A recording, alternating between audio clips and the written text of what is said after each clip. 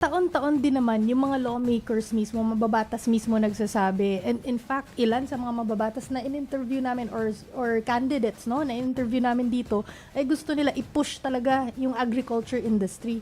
Pero bakit hindi pa rin napopondohan yung agriculture industry kung ang mababatas mismo nagsasabi kailangan to? And that's why. Senator Kiko, sakay ako dyan sa sinasabi ni Chiki kasi nakita ko kayo para lang mas maintindihan ng viewers natin, nakita ko kayo na si Karen Davila nag-tour kayo doon sa farm para makita yung kung paano yung sustainability. Tapos alam ko na si Tony binigyan nyo ng basket of gulay. So ano ba yung gusto nyong iparating about food security or agri dyan sa inyong mga ginagawa? Well, okay. Strategically, halimbawa, dapat talagang maging time. Sabi ko nga nung sinabi ni Presidente Marcos na ibababa niya yung presyo ng bigas sa 20 piso, dapat sinabi niya, ibababa ko ng 20 piso kada kilo, pero sa loob ng 6 na taon ng aking panunungkulan, gagawin natin times 7 ang budget ng agrikultura. Because that's how you will address food security. By putting your money where your mouth is and not putting the money in your pocket. Diba? Now, bakit ko sinasabi yan? I've been to Thailand. I've been to Taiwan. I've been to China. Diba? Thailand is spending double government spending sa agriculture kumpara sa atin. Vietnam is spending triple. But both their populations are less than ours. Ang 70 million lang ang Thailand. Bakit doble yung budget nila sa pagkain? 90 million ng Vietnam. Bakit triple ang budget nila sa pagkain kumpara sa atin? Dahil priority ang pagkain. Dahil parang hangin yan . So yun ang dapat. Kung yung infra budget, yung public works budget in my first term, this was 2001 to 2007, was only 150 billion. But today, it's about 1 trillion. So, kaya mong i-times 7 times 8 over time kung yun ang magiging prioridad. Yun dapat ang gawin. To put the money and pag nakita ng private sector, ang pinakamalaking malalim ang bulsa, private sector. Malalaki ang kumpanya ng agriculture at agri-industry sa Pilipinas. Pero ayaw nilang mag-invest ng lubos. Kasi nakikita nila hindi priority ng gobyerno. Pag nakita ng private sector na priority ng gobyerno ang agriculture, sila rin tataya.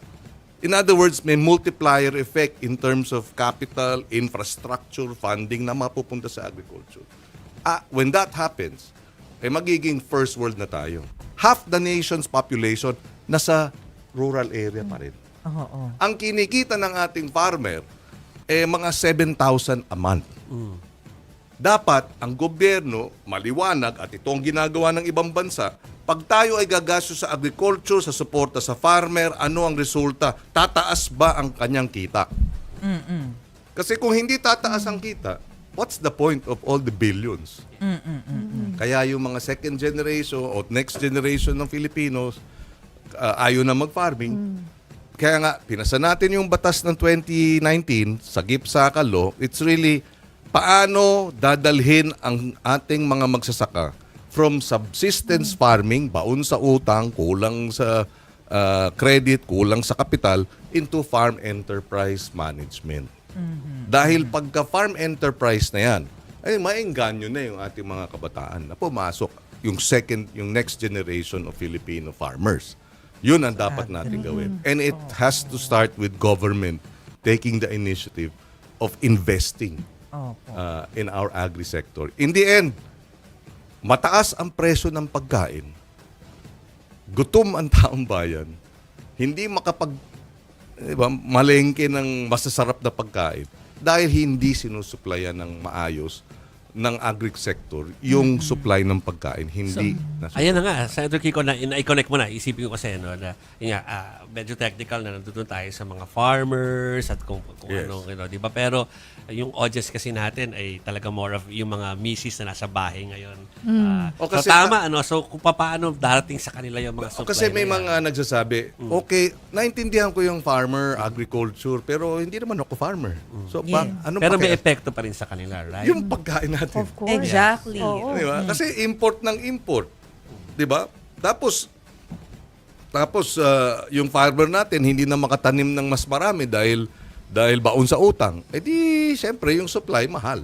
Ay yung kakaunti at yung supply mahal. Pero pag binigyan natin ng support ang magsasaka, mangingisda, meron siyang equipment, meron siyang cold storage, meron siyang refrigerated na van, dadalhin niya sa merkado, mas maraming supply ang dadating sa merkado. Ngayon lang nabubulok ang mga kamatis sa Nueva Ecija at sa Pangasinan dahil nga yung transport ng mga magsasaka wala. So if you support your farmers, dadalhin ngayon yung napakaraming bulto ng kamatis dito. Pag marami na yung kamatis sa merkado, bababa na presyo. Correct. Oo. So yun ang kinakailangan gawin. So sir, nabanggit nyo na rin po yan, kulang tayo ng paglalaan ng budget doon sa agriculture sector. Pero kung ganun pala yung sitwasyon natin, ano yung chances na doon sa natitirang 3 years ng termino na to, ma-achieve natin yung 20 pesos kada kilo ng bigas? Well, again, kailangan talagang put your money where your mouth is. So pag tayo ay pinalad, yun ang uunahin nating isusulong. Dapat dagdagan yung budget ng Department of Agriculture para matiyak na itong mga planong suporta sa ating magsasaka ay mangyayari. Dahil in the end, pagka maayos ang farming natin, maganda ang supply ng pagkain, bababa ang presyo, lahat tayo makikinabang.